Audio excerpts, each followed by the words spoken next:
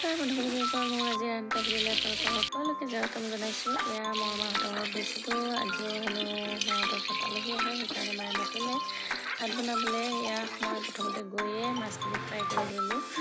নহয় প্ৰথমতে মই গৈ মেলি তেলখিনি অলপ লগতে পিঁয়াজ জলকীয়া ভাজি লৈছিলোঁ। ভাবিছিলোঁ চব্জিকণ বনাম, মায়ে ক'লে নহয় আগত মাছখিনি ফ্ৰাই কৰি লওঁ। আকৌ ভজা পিঁয়াজখিনি নমাই থৈ মাছখিনি ফ্ৰাই কৰি উলিয়ালোঁ। তাৰপিছতহে উপায় নাই আৰু মাছখিনি ফ্ৰাই হোৱাৰ পিছত সেই তেলতে মই সেইখিনি পিঁয়াজে দি তাৰপিছত এই আদা নহৰু পেষ্ট আৰু জিৰা আৰু পিঁয়াজৰ পেষ্টখিনি দিছোঁ। আৰু জিৰা আৰু পিঁয়াজ কিয় কৈছোঁ, কাৰণ মিক্সাৰটো পিচিলে যে খালি জিৰাখিনি মানে পিছে নাখায়, সেইকাৰণে তাতে পিঁয়াজ দি মেলি পেষ্ট বনাই লৈছিলোঁ। আৰু এয়া সৰিয়হ আৰু শুকান জলকীয়া নহৰু আদাৰ পেষ্ট এইখিনি দি দিলোঁ। আৰু তাৰপিছত হালধি আৰু নিমখ দিলোঁ। দিয়াৰ পিছত এইখিনি লৰাই লোৱাৰ পিছতে আলুখিনি দি দিলোঁ। আলুখিনি ফ্ৰাই কৰি দিলে ভাল হয়, মই কিন্তু আজি ফ্ৰাই কৰিবলৈ সময় নহ'ল, মই দেৰিকৈ গৈছোঁ বহুত আৰু দেৰি হৈ যাব, সেইকাৰণে ডাইৰেক্ট আলুখিনি এনেকৈ দি মেলি এনেকৈ ঢাকি সিজাই ল'ম। আৰু এয়া ঢাকি প্ৰায় সিজি আহিলে ধুনীয়াকৈ মই ঢাকাখিনি আপোনালোকক দেখুওৱা নহ'ল। তাৰপিছত অকণমান আৰু পানী দিলোঁ, দি মেলি আৰু অলপ লৰাই দিছোঁ ভালকৈ যাতে সিজি আহে, মছলাখিনিও ভাজখিনি আহিব ধুনীয়াকৈ, তেতিয়াহে খাই সোৱাদ হ'ব। তাৰপিছত আৰু ঢাকি দিলোঁ, দি মেলি এয়া ঢাকনিখন উঠাই ধুনীয়াকৈ লৰাই মেলি তাৰপিছত যিহেতু বিলাহী দি জোল বনাম, সেইকাৰণে বিলাহী দিলোঁ অলপ সৰহকৈ, দি মেলি এইখিনি ভালকৈ লৰাই দিছোঁ যেতিয়ালৈকে বিলাহীখিনি গলি নাযায়। আৰু কোনে এনেকৈ মাছৰ জোল খাই ভাল পাই জনাব। আৰু পুখুৰীৰ মাছখিনি হৈছে পুখুৰীৰে লোকেল মাছ, ধুনীয়াকৈ ঘৰৰে মাছ, কিনি অনা মাছ নহয়, আৰু খাই মজা। তাৰপিছত এইখিনি ভালকৈ সিজি অহাৰ পিছতে এয়া পানী আৰু অকণমান দিলোঁ, দি মেলি অলপ উতলি অহাৰ পিছতে আৰু একেবাৰে আমাৰ যিখিনি জোল খাম সেই জোলৰ পৰিমাণে এয়া পানী দিলোঁ। উতলি অহাৰ পিছতে অকণমান তেতিয়া দিলোঁ মাছখিনি, এই পুখুৰী মাছখিনি মানে আমাৰ দিয়াৰ পিছতে এইখিনি ভালকৈ অলপ সময় উতলিব দিম, একদম বককৈ দেখিছে নহয় মাছখিনি কি ধুনীয়া উতলি আহিছে। উতলি অহাৰ পিছতে দিলোঁ কেঁচা জলকীয়া ফালি, একদম মাছৰ জোল যে হোৱাৰ আগে আগে যদি কেঁচা জলকীয়া মানে নমোৱাৰ আগে যদি কেঁচা জলকীয়া ফালি দিয়া হয় খাই বহুত ভাল লাগে, আৰু মানে গোন্ধটো বহুত ভাল লাগে, সেইকাৰণে এয়া দি দিলোঁ ফালি আৰু অলপ সময় উতলিব দিলোঁ একদম বককৈ। উতলি অহাৰ পিছতে মই এইখিনি এয়া ভালকৈ নমাই ল'ম। নমাই ল'লে আমাৰ মাছৰ জোল ৰেডি হৈ গ'ল। আৰু এইখন কেৰাহী চাই নাহাঁহিব, এইখন কেৰাহী লেতেৰা নহয়, মায়ে আলু ভাজিছিলে ৰাতিপুৱা, সেইকাৰণে ভাবিলোঁ এইখন কেৰাহী যিহেতু লেতেৰা হৈ আছে ইয়াতে থৈ দিওঁ মাছৰ জোলখিনি, সেইকাৰণে ইয়াতে নমাই থৈ দিলোঁ। আৰু তাৰপিছতে ইয়াত ব্ৰকলি চব্জি বনাম, সেইকাৰণে ব্ৰকলি আলুখিনি কাটি লৈছোঁ ধুনীয়াকৈ মানে কাটি মেলি ধুই ৰেডি কৰি লৈছোঁ। তাৰপিছত এয়া এখন কেৰাহীতে তেল গৰম হ'ব দিছোঁ, তাৰপিছত দিলোঁ পিঁয়াজ জলকীয়া, দি মেলি এইখিনি অলপ সময় ভাজি লৈছোঁ ভালকৈ। তাৰপিছত সেই যে পিঁয়াজ আৰু জিৰা পেষ্টখিনি সেইখিনি দি দিলোঁ অকণমান, তাৰপিছত আদা নহৰু পেষ্ট অকণমান দিছোঁ। মানে আলহী যিহেতু আহিব, এনেইতো চিম্পুলকৈ বনাই খাওঁ, আলহী অহাৰ কাৰণে অলপ স্পেচিয়েলকৈ বনাইছোঁ মানে মছলা দি মেলি। আৰু এয়া মই বনাই আছোঁ জুইত, আৰু জুইত কোনে খানা বনাই ভাল পায় জনাব, মই কিন্তু জুইত বনাই বহুত ভাল পাওঁ। আৰু জুইত বনোৱা খানাবোৰ খায়ো সোৱাদ লাগে, হয়নে নহয় জনাবচোন, মোৰ কিন্তু খাই বহুত ভাল লাগে। এয়া তাৰপিছতে দিলোঁ হালধি নিমখ অকণমান, তাৰপিছত এয়া চব্জিকণ দিলোঁ, গোটা আছিলে গোটা পিঁয়াজ দেখাই নাছিলোঁ, তাতে দিব ওলাইছিলোঁ, তাৰপিছত দেখি পালোঁ নমাই থৈ দিলোঁ। তাৰপিছত এইখিনি ভালকৈ লৰাই দিছোঁ, দি মেলি এয়া আমাৰ চব্জিখনত ঘৰৰে আছিলে গাজৰ কেইটামান, মায়ে ক'লে বোলো গাজৰ কেইটাও দি দিওঁ, সেইকাৰণে মায়ে এয়া কাটি মেলি পিছত ধুই মেলি দি দিলে। তাৰপিছত এইখিনি ভালকৈ লৰাই দিলোঁ, লৰাই মেলি অকণমান পানী দিছোঁ যাতে তলত লাগি নাযায়, তলত লাগি গ'লে গোটেইটো বেয়া লাগি নাযায়।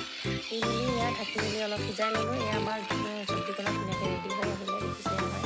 এতিয়া এই চব্জিকণ নমোৱাহে কথা, আৰু এইখিনি এতিয়া নমাই লৈছোঁ এয়া ভালকৈ। আৰু কোনে এই ব্ৰকলি চব্জি খাই ভাল পায় জনাব, মোৰ কিন্তু খাই বহুত ভাল লাগে। তাৰপিছত আলহী যিহেতু আহিব হাঁহ মাংসটো বনাবই লাগিব, হাঁহ মাংস স্পেচিয়েল এয়া আজি হাঁহ মাংস বনাম, সেইকাৰণে হাঁহ মাংস কাটি মেলি ৰেডি কৰি দিলে। তাৰপিছত কোমোৰা লৈছোঁ নহয়, দেখিছে নহয় ডাঙৰকৈ কোমোৰা খাই কোনে ভাল পায় জনাব হাঁহৰ মাংসত, মই কিন্তু খাই বহুত ভাল পাওঁ। তাৰপিছত এয়া গোটেইখিনি মছলাও ৰেডি কৰি লৈছোঁ, তাৰপিছত তেলখিনি গৰম হ'ব দিছোঁ, তাতে দিলোঁ পিঁয়াজ, আকৌ ভুল কৰিলোঁ নহয়, মই ভাবিছিলোঁ কোমোৰা আলুখিনি আগত ফ্ৰাই কৰি ল'ম, পাহৰি থাকিলোঁ, দি দিলোঁ পিঁয়াজ। এতিয়া আৰু কি কৰিব উপায় নাই, আকৌ পিঁয়াজখিনি মই নমাই লৈছোঁ। এয়া কি কৰিম, ইমান মাথাটো মানে কি ক'ম আৰু পাহৰিয়ে থাকোঁ খালি।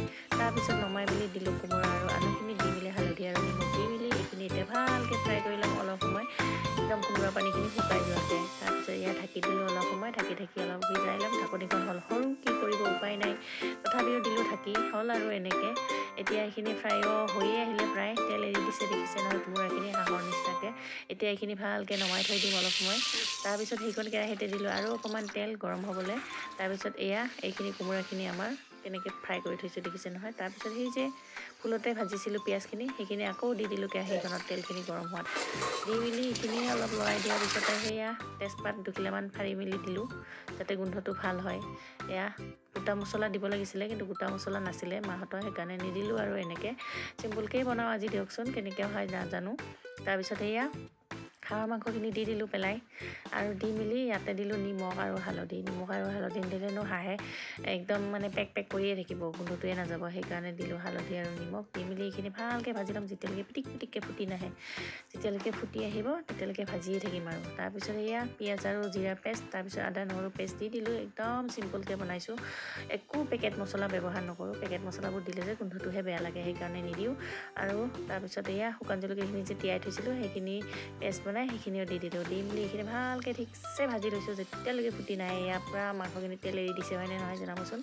আৰু এইখিনি একদম ভালকৈ ভাজি লোৱাৰ পিছতে এয়া চাওক কেনেকুৱা ধুনীয়াকৈ ভাজিছোঁ। তাৰপিছত দিলোঁ সেই কোমোৰা আৰু আলুখিনি যে ভাজি থৈছিলোঁ সেইখিনি দি দিলোঁ। দি মেলি এইখিনি ভালকৈ লৰাই দিছোঁ, এনেকুৱা লৰাইছোঁ নহয় যাতে মাংসৰ টেষ্টখিনি ধুনীয়াকৈ ওলাই আহে। এনেকৈ লৰাই এয়া আমাৰ মাংস পূৰা ৰেডি দেখিছে নহয়। কালাৰটো চাওক কি ধুনীয়া হৈছে হয়নে নহয়। কালাৰটো ভাল হৈছেনে চাই আছেনে নাই আপোনালোকে, চাওক কেনেকুৱা ধুনীয়া কালাৰ হৈছে। তাৰপিছত এয়া মই পূৰা হাই দি মেলি বনাই আছোঁ আৰু এইফালে আমাৰ কেমেৰামেনজনীও আছে, তাক নেদেখুৱালোঁ। আৰু এয়া মাংসখিনি পূৰা লৰাই দিছোঁ যাতে একদম সোৱাদ হয় আৰু এনেকৈ লৰাইছোঁ। কি ধুনীয়া হৈছে, সঁচাকৈ ধুনীয়া হৈছে, খাবলৈ বহুত টেষ্টি হৈছে। আৰু আপোনালোকৰ ঘৰত যদি কেতিয়াবা বনাব লাগে মাতিব হাঁহৰ মাংস, এবাটি খাব দিলেই হ'ল আৰু মোৰ। এয়া মাংস আমাৰ পূৰা ৰেডি। জোলৰ কাৰণে অকণমান পানী দিছোঁ, মানে মায়ে ক'লে মাছৰ জোল আছে দাইল আছে সেইকাৰণে একদম কমকৈ জোল বনাবি, সেইকাৰণে কমকৈ বনালোঁ জোল।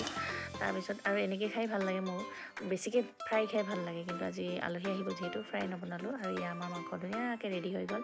আৰু এতিয়া খাবলৈ বহিলোঁ, আলহীও খাই এটালে মানে আলহী খোৱা শেষ। তাৰপিছত আমি বহিলোঁ, এয়া হাঁহৰ মাংস মাছৰ জোল, তাৰপিছত ব্ৰকলি চব্জি, পাপৰ ভাজি, নেমু, জলকীয়া, পিঁয়াজ ধুনীয়াকৈ লৈছোঁ আৰু আমি কেতিয়া খাবলৈ বহিছোঁ। কেনেকুৱা ধুনীয়া হৈছে, এতিয়া ধুনীয়াকৈ খাম আৰু আপোনালোকে কোনে হাঁহৰ মাংস খাই ভাল পায়, কাৰ প্ৰিয় জনাব। মোৰ কিন্তু হাঁহৰ মাংসতকৈ কোমোৰাটোহে প্ৰিয় দেখিছে নহয়। প্ৰথমতে এতিয়া কোমোৰাৰ পৰা আৰম্ভ